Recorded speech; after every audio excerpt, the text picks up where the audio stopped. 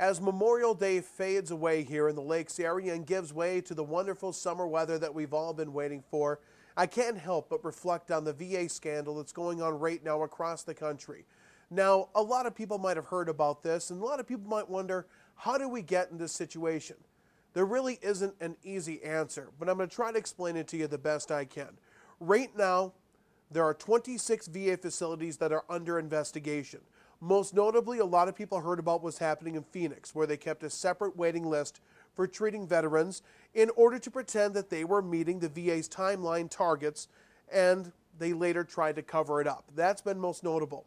There have been similar accusations of long wait lines and cover-ups or other people doing things to try to cook the books to make it appear like there isn't a cover-up in Fort Collins, Austin, San Antonio, Cheyenne, Wyoming, Durham, North Carolina, St. Louis, Virginia, Chicago, Illinois, and on and on. That is what has really brought this to a crisis point. In 2013, the VA spent $56 billion on medical care. That was up from $40 billion they spent in 2009, 4 years earlier, and $19 billion was what they spent on medical care in 1998. In other words, it's almost tripled in 12 years. Now, that $56 billion spent last year is about 40% of the VA's entire budget. To give you an idea, the 2014 budget request for the VA system is $152.7 billion. This includes $66.5 billion of discretionary spending and $86.1 billion of mandatory funding.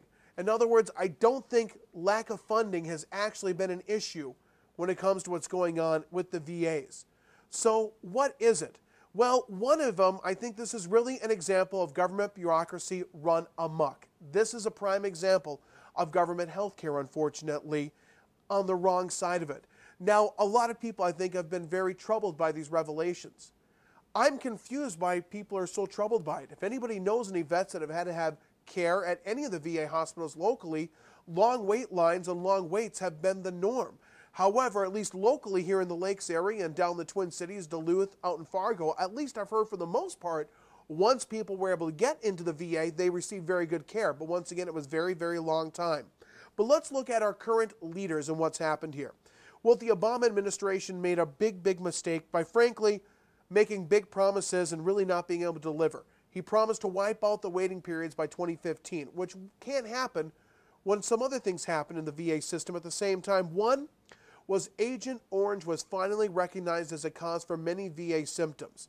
As a result, in October of 2010, when that began to be recognized, there was a huge insurgence of veterans applying for, of course, aid through the VA, many of them Vietnam-era vets. 37% of the beneficiaries' administrations that they were dealing with between October of 2010 and March of 2012 were just Agent Orange. The claims soared during Obama's administration.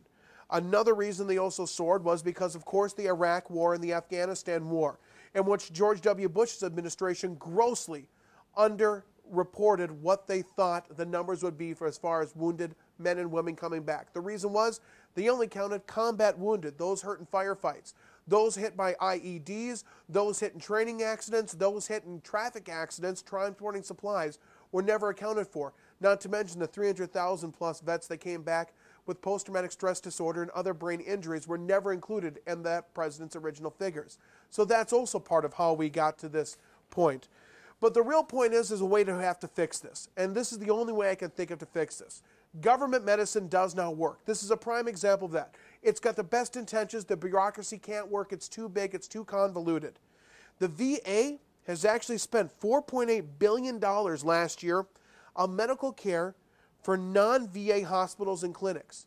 And that's the route we're going to have to go. If we truly are going to get our vets the best care that they deserve for the service that they had, we've got to think of some kind of a voucher system. You cannot wait 18 months for care or 6 months for care. Like you or I, if they need to be seen immediately, they need to be seen as quickly as possible.